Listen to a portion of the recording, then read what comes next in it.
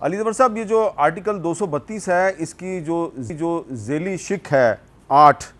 ज़ेली शिक 8 कहती है कि शिक 7 में शामिल किसी अमर के बावजूद अगर कौमी असम्बली इस वक्त टूट चुकी हो जब हंगामी हालत का कोई ऐलान जारी किया जाए तो वो ऐलान 4 माह की मुद्दत के लिए बदस्तूर नाफजुल अमल रहेगा, लेकिन अगर असम्बली का आम इंतखाब मुज़क्कुरा मुद्दत के अख्ताम से पहले मुनक़्क़द ना हो तो वो इस मुद्दत के अख्ताम पर साक़ितुल अमल हो जाएगा, तावक्त है कि इसे सेनेट की करारदाद के ज़रिए पहले ही मंजूर ना किया जा सका हो। तो मैं ये जानना चाहता हूँ कि क्या कौमी असम्बली की करारदाद के ज़रिए या सेनेट की करारदाद के ज़रिए फाइनेंशियल एमरजेंसी नाफिज हो सकती है?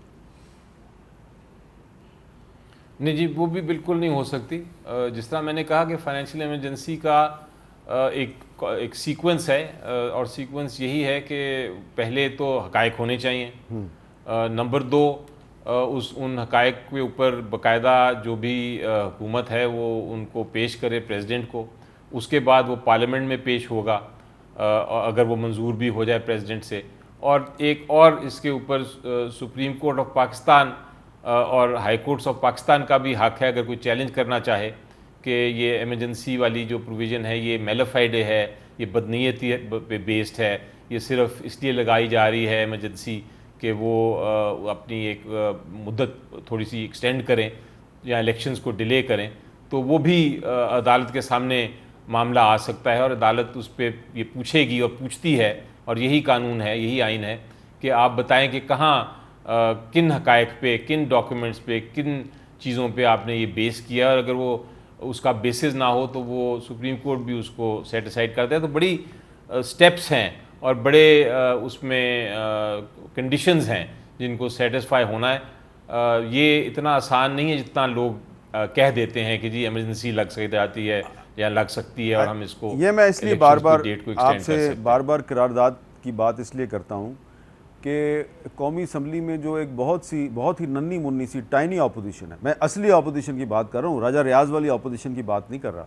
वो जो एक टाइनी अपोजिशन है, 2 या 3 लोग हैं उसमें, तो वो जो अपोजिशन है उसके कुछ मेंबरान जो हैं उन्होंने हमें ये बताया है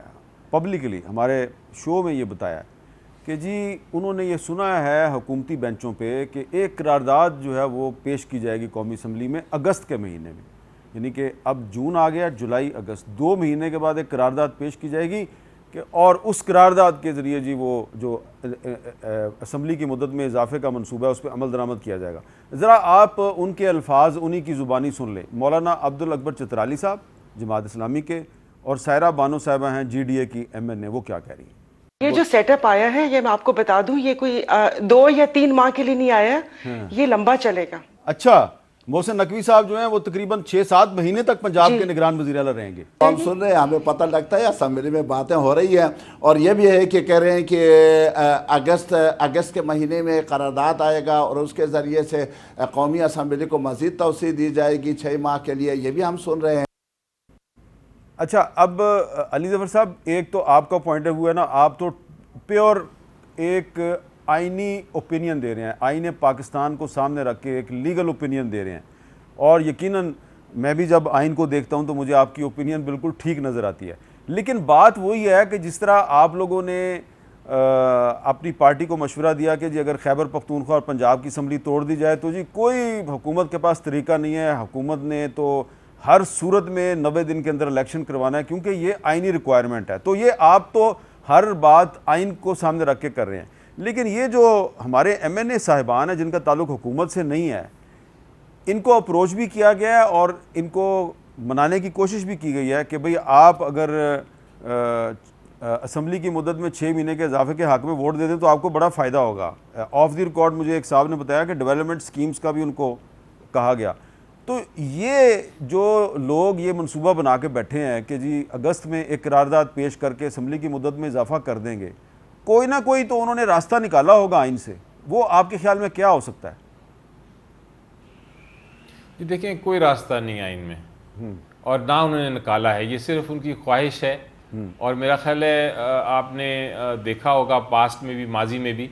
कि जब भी उनको कोई ज़रूरत पड़ती है, चूँकि कोई अपोजिशन ही नहीं है असम्बली में, तो कोई ना कोई रेजोल्यूशन पास कर देते हैं जिसका कानून या आइन से कोई ताल्लुक ना हो।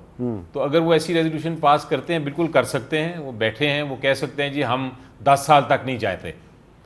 हमें लगता है कि पाकिस्तान को दुरुस्त करना है और दुरुस्त करने के लिए हमें 10 साल हम ही बैठेंगे, तो वो बैठ जाएं, वो रेजोल्यूशन तो पास कर सकते हैं, लेकिन क्या उसकी अली ज़फ़र साहब, ये आप इतनी सीरियस अंदाज में क्यों पाकिस्तानी कौम के असाब पे बम बरसा रहे हैं कि जी 10 साल तक नहीं जाएंगे ये? अगर मकसद आप अगर कोई रेजोल्यूशन पास करनी है तो मैं एक आपको बड़ा एक्सट्रीम एग्जांपल दे रहा हूँ कि इस मिसाल में वो अगर बैठ के ये कह दें तो उसका ये तो मतलब नहीं है कि आइन के तहत वो 10 साल अपनी मुदत पूरी कर सकते हैं। इसका मतलब तो ये है कि वो एक उनकी ख्वाहिश है, लेकिन वो चूँकि आइन ऐसी इजाज़त नहीं देता, इसलिए वो ख्वाहिश तक ही रहनी चाहिए। अगर जब तक, तो मुझे यकीन है हामिद मीर साहब कि जब तक तुम्हारी अदालतें हैं और जब तक तो हम आइन में आप जैसे लोग यकीन रखते हैं, तो ऐसी रेजोल्यूशन जो आइन के बाहर होगी उस पर कोई अमल दरामद नहीं करेगा। लेकिन एक तरह से परेशानी तो है, क्योंकि इस वक्त जो पोजीशन है वो तो क्लियर है कि पंजाब और KPK में 90 दिन से ज़्यादा वक्त गुजर गया है। आइन बड़ा वाज़े तौर पे कुछ कहता है, लेकिन उस पर अमल दरामद नहीं हो रहा और हम फिर भी सारे बैठ के तो अपने अपने काम कर रहे हैं। ये एक परेशान कुन बात है और मेरा ख़्याल है इस पर हमें सबको देखना चाहिए, गौर करना चाहिए, स्पेशली जो हमारी इंटेलेक्चुअल क्लास है, कि क्या ये हमें मंजूर है कि एक आइन की एक पूरी की पूरी शिक जो है, जो सबसे अहम शिक है, जो कोर है जमहूरियत का, जो कि जिसके बगैर आइन चल ही नहीं सकता, वो उस पर अमल दरामद नहीं हो रहा और हम फिर भी कहते हैं हम आइन की बात करते हैं, हम कानून की बात करते हैं, इंसाफ की बात करते हैं। ये बताएं कि ये नए इंतखाबात का ऐलान, ये किसकी ज़िम्मेदारी है? ये हुकूमत की ज़िम्मेदारी है, इलेक्शन कमीशन की ज़िम्मेदारी है, प्रेसिडेंट ऑफ पाकिस्तान की ज़िम्मेदारी है? ये एक्चुअली ज़िम्मेदारी किसकी है जिसको ये ज़िम्मेदारी अदा करनी है? जी देखें, जब इलेक्शन की डेट अनाउंस करनी है नेशनल असम्बली की, ये तो अब वाज़े हो गया है, अदालत ने फ़ैसला कर दिया है सुप्रीम कोर्ट ने कि ये प्रेसिडेंट ने करनी है। सेक्शन 57 जो है इलेक्शन एक्ट का, उसके तहत ये प्रेसिडेंट करते हैं और जब प्रेसिडेंट तारीख अनाउंस कर दें, जो कि 90 दिन से ज़्यादा नहीं हो सकती, लेकिन नेशनल असम्बली अगर नॉर्मल केस में डिज़ोल्व हो तो 60 दिन से ज़्यादा नहीं हो सकती, तो जो प्रेसिडेंट डेट अनाउंस करेंगे 60 दिन की इलेक्शन की, तो उसके बाद शेड्यूल जो है, यानी कि उस डेट के अंदर नॉमिनेशन पेपर कब आने हैं, स्क्रूटनी कब होनी है और उसके बाकी जो सारे कंडीशंस होती हैं इलेक्शन डेट तक की, इलेक्शन शेड्यूल वो इलेक्शन कमीशन ने दिया। अली ज़फ़र साहब, लेकिन हमने देखा कि प्रेसिडेंट ऑफ पाकिस्तान ने खैबर पख्तूनख्वा और पंजाब में इलेक्शन की डेट अनाउंस की। इलेक्शन कमीशन ऑफ पाकिस्तान ने शुरू में कहा हाँ जी ठीक है हम इलेक्शन करवा देंगे, फिर वो भी भाग गए, फिर हुकूमत भी भाग गई। तो ना तो सुप्रीम कोर्ट के अहकामात पे अमल दरामद हुआ, ना प्रेसिडेंट ऑफ पाकिस्तान ने जो ऐलान किया उस पर अमल दरामद हुआ। तो इसलिए मैं बार बार आपसे ये सवाल जो है ये रिपीट कर रहा हूँ कि कोई ना कोई तो हुकूमत के ज़हन में एक ऐसी कोई मंसूबा है जो आपको और मुझे समझ नहीं आ रहा, लेकिन हो सकता है कोई गैर आईनी मंसूबा हो। जी, मंसूबा ज़रूर होगा, इसलिए होगा मंसूबा क्योंकि उनको शायद नज़र आ रहा हो कि अगर इलेक्शन होते हैं, फ्री एंड फेयर इलेक्शन होते हैं, तो जो पोल्स हैं उसमें नज़र आता है कि शायद हुकूमत जो है इस वक्त या पूरी जमातें मिलके भी हुकूमत ना बना सकें और ये लेकिन अली ज़फ़र साहब फैक्ट्स जो हैं, लेटेस्ट फैक्ट्स जो हैं, उसको अगर हम सामने रख लें तो आज़ाद कश्मीर के ज़िला बाग में एक बाई इलेक्शन हुआ है, वहाँ पे तो तहरीक इंसाफ तीसरे नंबर पे आई और वहाँ पे मुस्लिम लीग नून और पीपल्स पार्टी आमने सामने थे। तो अब जो फैक्ट्स हैं वो तो हमें कुछ और ही बता रहे हैं। ठीक है, आपकी बात हो सकता है, आई मीन वो तो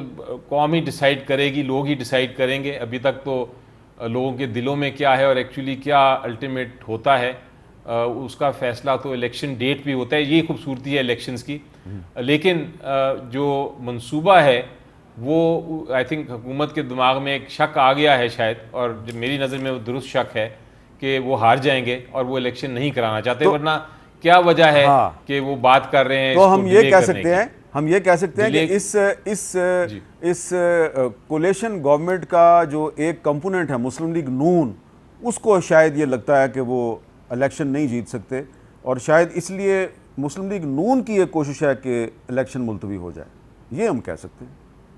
हो सकता है, हो सकता है, जिसकी भी है। जब भी आप कोशिश करेंगे कि इलेक्शन डिले करें तो इसका मतलब आपको खदशा है कि आप हार रहे हैं, और अगर आपको ये खदशा है और आप कोई मनसूबा बना रहे हैं तो मनसूबा आप लिख लीजिए कि वो गैर आइनी मनसूबा ही है, वो आइन के तहत कोई ऐसी शिक नहीं। आइन ये सोच ही नहीं सकता कि इलेक्शन के बग़ैर